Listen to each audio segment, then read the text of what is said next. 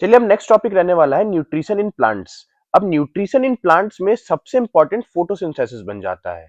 और आपको पता होगा वो क्यों इंपॉर्टेंट बन जाता है कि प्लांट्स अपना खाना खुद से क्यों बना पाते हैं और हम खुद से अपना खाना क्यों नहीं बना पाते हैं। खुद से अपना खाना बनाने का मतलब ये नहीं होता कि घर में खाना बनाना। खुद से खाना बनाने का मतलब होता है कि अपने सेल्स की मदद से बना लेना। प्लांट्स इसलिए बना पाते हैं क्योंकि उनके पास कुछ एक्स्ट्रा चीजें होती हैं और कुछ क्या, बेसिकली उनके पास क्या होता है, क्लोरोफिल। हो सकता है जादू के पास भी क्लोरोफिल रहा हो क्योंकि वो एनर्जी ले सकता था और ट्रैप कर सकता था। सेम क्लोरोफिल का वही काम है। जब हम फोटोसिंथेसिस की बात करते हैं तो फोटोसिंथेसिस में हमें यह समझना जरूरी है कि ये प्रोसेस लाइट एनर्जी को केमिकल एनर्जी में बदलने की क्षमता रखता है। केमिकल एनर्जी आगे चल के किस में कन्वर्ट हो जाती है? ग्लूकोज में। ग्लूकोज ही हमारी केमिकल एनर्जी का एंड प्रोडक्ट है।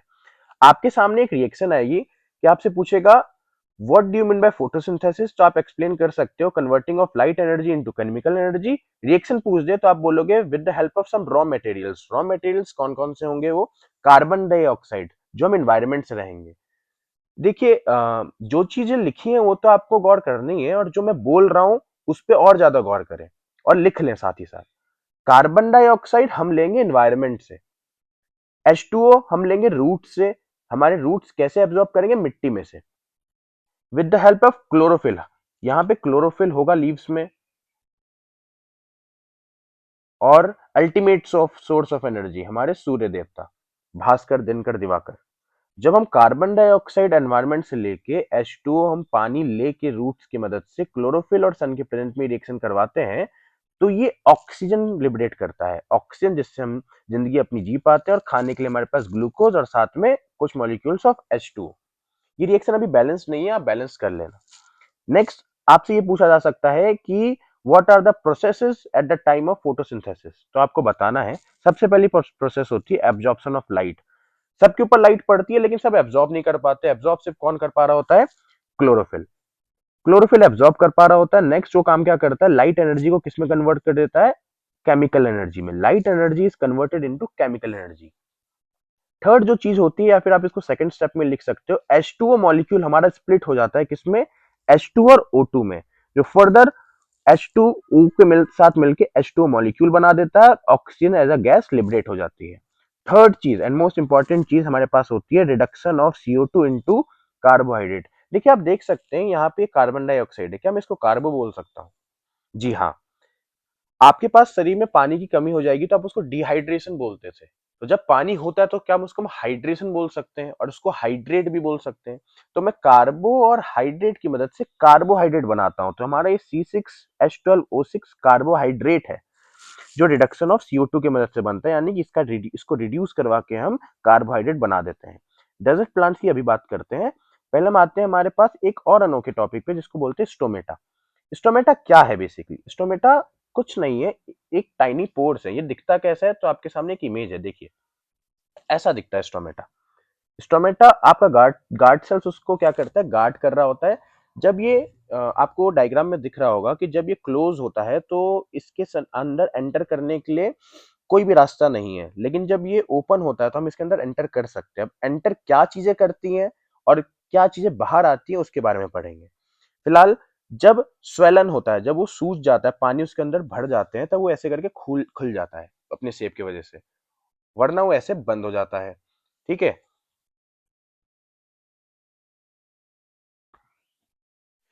तो चलिए जल्दी से स्टोमेटा का पर्पस देख लेते हैं। स्टोमेटा हमारी बॉडी में एक्सचेंज ऑफ गैसेस के लिए होता है। एक्सचेंज ऑफ गैसेस यानी कि CO2 और O2। और दूसरा जो इसका मेन पर्पस होता है वो होता है ट्रांसपीरेशन। ट्रांसपीरेशन यानी कि वाटर लॉस। अब देखिए वाटर लॉस होता किस तरीके से है, क्योंकि आपके दिमाग में एक सवाल आएगा कि इतने लंबे लंबे पेड़ में ये आखिरकार पानी इतनी नीचे से ऊपर कैसे चल जाता होगा। तो देखिए बिना किसी के मदद से ऐसा कर पाना पॉसिबल नहीं है। तो आइए हम इसके पीछे का साइंस जानते हैं। अब जब पानी नीचे से ऊपर जा रहा है तो आपको ये समझना चाहिए कि ऊपर लीव्स हैं और नीचे हमारे पास रूट्स। ऊपर जो लीफ है ना, लीफ पे एक पुल लग रहा होगा ट्रांसपीरेशन के समय। ट्रांसपीरेशन के समय ना वाटर लॉस होता है और एक पुल लग रहा होता है जिसकी वजह से एक सक्शन क्रिएट होता है। वो सक्शन क्या करता है? पानी को नीचे से ऊपर खींच लेता है। अब उसी के साथ साथ इसकी मदद कर देता है रूट्स। रूट्स कैसे? क्योंकि रूट्स एक प्रेशर लगाता है जिसको हम लोग बोलते हैं रूट प्रेशर। तो रूट ने प्रेशर लगाया ठीक आपके घर की तरह, जैसे आपके घरों में पानी ऊपर चढ़ रहा है मोटर की वजह से। अब हम एक नेक्स्ट टॉपिक देखेंगे जिसको बोलते हैं डेजर्ट प्लांट्स अपना खाना कैसे बना पाते हैं। देखिए, आपको इससे पहले ना एक चीज़ समझनी पड़ेगी कि डेजर्ट प्लांट्स अगर दिन भर अपना स्टोमेटा खोल के रखेंगे तो उनका सारा का सारा वाटर लॉस हो जाएगा और वहाँ पे पानी भी उपलब्ध नहीं होगा। तो हमने एक टर्म देखा है कि डेजर्ट प्लांट्स अपना इंटरमीडिएट रात को ही बना लेते हैं। इसका क्या मतलब होता है? इसका मतलब होता है कि डेजर्ट प्लांट्स अपना खाना रात में बना लेते हैं आधा, और बाकी काम वो सुबह करते हैं सनलाइट की प्रेजेंस में। तो इससे उनका वाटर लॉस भी कम होता है और उनका खाना भी बन जाता है। तो न्यूट्रिशन इन अमीबा को हम कुछ इस तरीके से देखते हैं। हमने दो तरीके के न्यूट्रिशन पढ़े थे। कौन कौन से? ऑटोट्रॉफिक और हेटरोट्रॉफिक। हेटरोट्रॉफिक में भी हमने तीन तरीके के न्यूट्रिशन देखे थे। कौन कौन से? होलोजोइक, सेप्रोफाइटिक और पैरासिटिक। तो अगर आपसे कोई पूछे कि अमीबा कौन सा मोड ऑफ न्यूट्रिशन शो करता है, तो आपका आंसर होना चाहिए होलोजोइक। देखिए, पहला स्टेप क्या है? पहले स्टेप में फूड को सेंस कर लेता है। दूसरे स्टेप में जो अपने आसपास जो भी फूड आया होता है उसको इंगल्फ करता है, इनटेक ऑफ फूड शुरू कर देता है। हमारा पहला स्टेप देखो क्या था? हमारा पहला स्टेप था इंजेशन। तो इंजेशन के प्रोसेस में क्या करता है? सूडोपोडिया इंगल्फ कर लेता है फूड को। सपोज दैट ये अगर फूड रहा तो सूडोपोडिया आएगा और इस तरीके से इंगल्फ कर लेगा। यहां तक अमीबा था, इसने इंगल्फ कर लिया अपने अंदर। ठीक है, अब देखो, the food is enclosed in a food vacuole. अब ये फूड जाता कहाँ है? तो आपसे पूछा जा सकता है कभी कभी, तो आप बोलोगे सर फूड वैक्यूल में जाता है, जहां वो फूड प्लस वाटर एब्जॉर्ब करने के लिए तैयार हो रहा होता है। उसके बाद कुछ एंजाइम सिक्रीट होते हैं। Enzymes from the cytoplasm are secreted into the food vacuole. क्यों? डाइजेस्ट करने के लिए, क्योंकि हमारा दूसरा स्टेप क्या होने वाला है इंजेशन के बाद? डाइजेशन। उसके बाद क्या होगा? Food is digested and soluble materials are absorbed. Digestion के बाद आपको भी पता है क्या होने वाला है? Absorption and assimilated. और उसके बाद क्या हो जाने वाला है? एसिमिलेशन, यानी कि यूज कर लेंगे। और लास्ट स्टेप में उसको एक्सक्रीट आउट कर देंगे, यानी कि इजेशन भी कंप्लीट हो जाएगा। इस तरीके से हम होलोजोइक न्यूट्रिशन इन अमीबा को कंप्लीट कर लेते हैं। चलिए आगे बढ़ते हैं और देखते हैं एक बहुत इंपॉर्टेंट टॉपिक जो होगा nutrition in humans. Nutrition in humans इसलिए इंपॉर्टेंट बन जाता है क्योंकि लाइफ प्रोसेस से सबसे ज्यादा जो पूछे जाने वाले सवाल है, पीवाईक्यूज है, वो न्यूट्रिशन इन ह्यूमन से ही आते हैं। न्यूट्रिशन इन ह्यूमन पढ़ने से पहले हमें दो चार बातें समझनी पड़ेंगी। वो दो चार बातें क्या है, अभी इधर देखते हैं। हमने न्यूट्रिशन देखा था। न्यूट्रिशन में 5 इंपॉर्टेंट स्टेप्स थे। कौन कौन से? सबसे पहले होता है इंजेशन, फिर होता है डाइजेशन, फिर एब्जॉर्प्शन, फिर उसका यूज करेंगे तो एसिमिलेशन, और फिर इजेशन, यानी कि हम बाहर निकाल देंगे।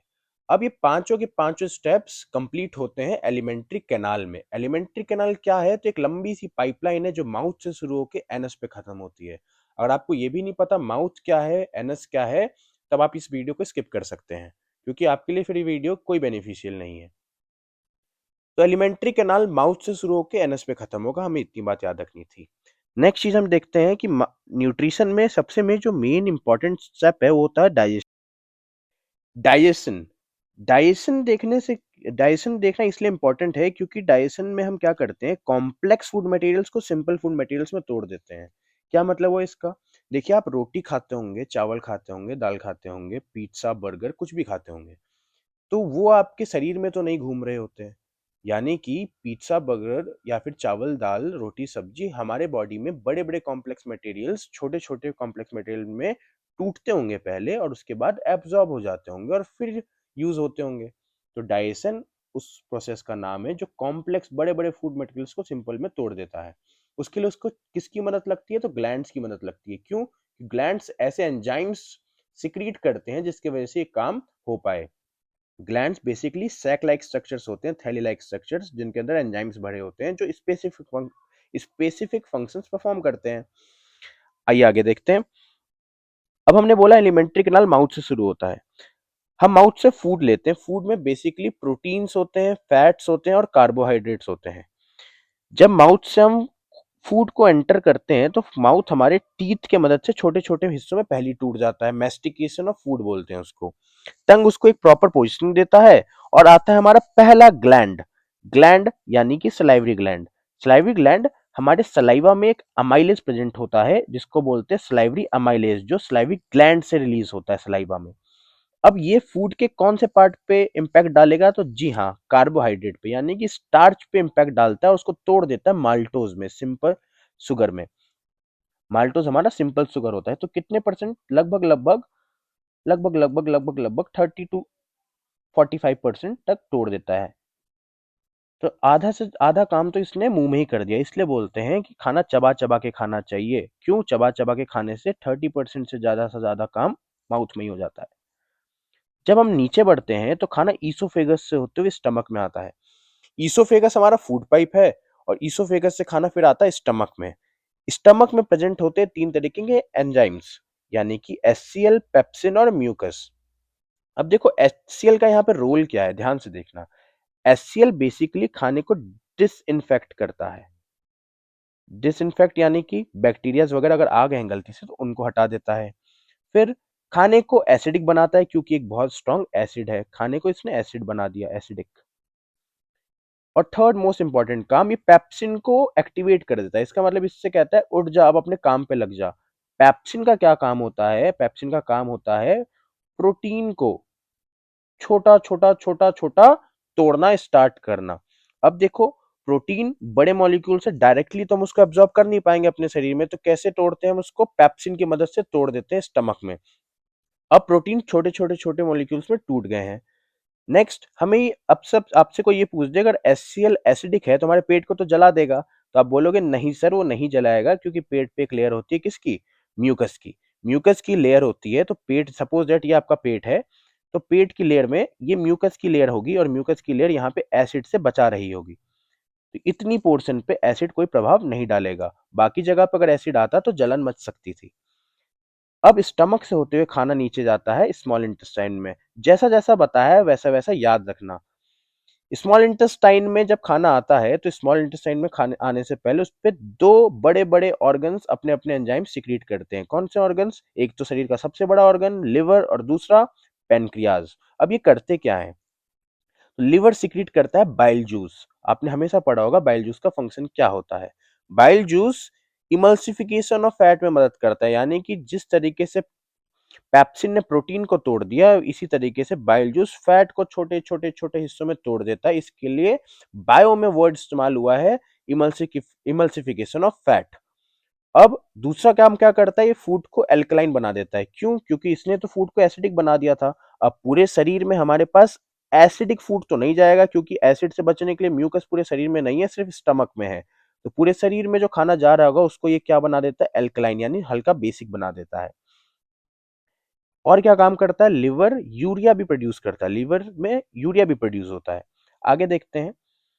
स्मॉल इंटेस्टाइन में आने से पहले इस पे एक और एंजाइम सिक्रीट करते हैं, स्मॉल इंटेस्टाइन के गेट पे ही। पेनक्रियाज एक 3 तरीके के एंजाइम सिक्रीट करता है, ट्रिप्सिन, लाइपेज और पेनक्रियाटिक अमाइलेज। अब देखिए क्या क्या है और क्या क्या फंक्शन परफॉर्म करते हैं, ध्यान से देखना। जब आप फूड को एंटर ला रहे थे तब हमारे पास पेप्सिन सिक्रीट हुआ, पेप्सिन ने प्रोटीन को तोड़ दिया। बाइल सिक्रीट हुआ, बाइल ने फैट को तोड़ दिया, अभी तक डाइजेस्ट नहीं किया, सिर्फ तोड़ा है। सलाइवरी अमाइलेज ने, सलाइवा ने क्या करा? स्टार्च को 30% तक डाइजेस्ट कर लिया, पूरा नहीं करा, सिर्फ 30% तक डाइजेस्ट करा। तो ये पेनक्रियाज क्या करेगा? ट्रिप्सिन, ट्रिप्सिन क्या पेप्सिन से मिलता जुलता नाम है? जी बिल्कुल। तो ट्रिप्सिन अब प्रोटीन को डाइजेस्ट कर लेगा, तो प्रोटीन का डाइजेशन कंप्लीट हो गया। प्रोटीन को किसने डाइजेस्ट कर लिया?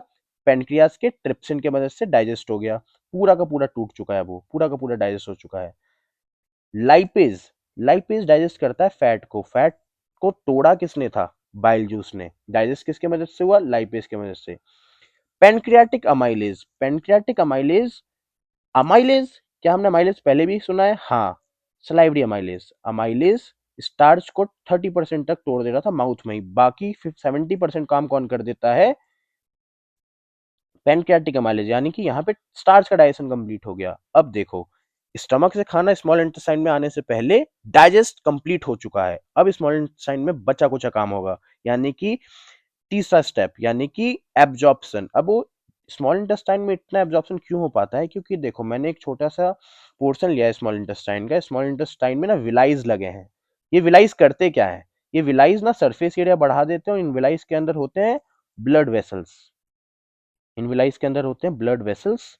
ये ब्लड वेसल्स क्या करते हैं, ये ब्लड वेसल्स एब्जॉर्ब कर लेते हैं फूड को। सपोज दैट यहाँ पे कोई फूड आया होगा, इसको एब्जॉर्ब कर लेंगे, इसमें से न्यूट्रिएंट्स एब्जॉर्ब कर लेंगे। और आपको पता है कोई भी चीज अगर ब्लड में चलेगी तो पूरी बॉडी में ट्रांसपोर्ट हो जाती है। तो किसी भी चीज को ट्रांसपोर्ट कराना है तो हम किसका इस्तेमाल कर सकते हैं, विलाई का इस्तेमाल कर सकते हैं। ठीक हो गया, क्लियर है। अब विलाई में सारा का सारा फूड, विलाई की मदद से सारा सारा का फूड कहाँ आ चुका है, ब्लड में आ चुका है। विलाई का काम क्या था, to increase the surface area. अब ब्लड वेसल्स में सारा का सारा फूड मटेरियल आ चुका है, पूरी बॉडी तक ट्रांसफर हो जाएगा।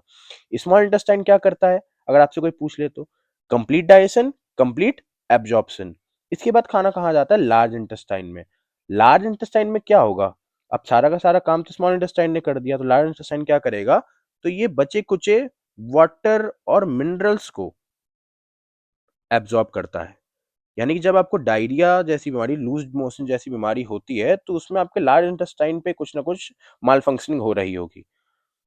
लार्ज इंटेस्टाइन से खाना कहाँ जाता है, एनस पे, और उसके बाद बाहर। एक सेकंड रुक जाइए, एनस से बाहर आने से पहले क्या खाना कहीं स्टोर होता है, तो जी हाँ, वो स्टोर होता है रेक्टम में। अब रेक्टम में खाना क्या करता है, तो जब सुबह सुबह आपको प्रेशर लगता है ना, तो वो प्रेशर से पहले आपके रेक्टम में स्टोर होता है। आपके रेक्टम को प्रेशर लगता है और वो सिग्नल ब्रेन तक जाते हैं, तब आप सुबह सुबह प्रेशर में भागते हो वॉशरूम की तरफ। क्या इतनी बात क्लियर है, इतनी बात क्लियर, तो आपके न्यूट्रिशन इन ह्यूमन का टॉपिक बिल्कुल क्रिस्टल क्लियर हो चुका है। अब थोड़ा सा रिकैप देख लेते हैं।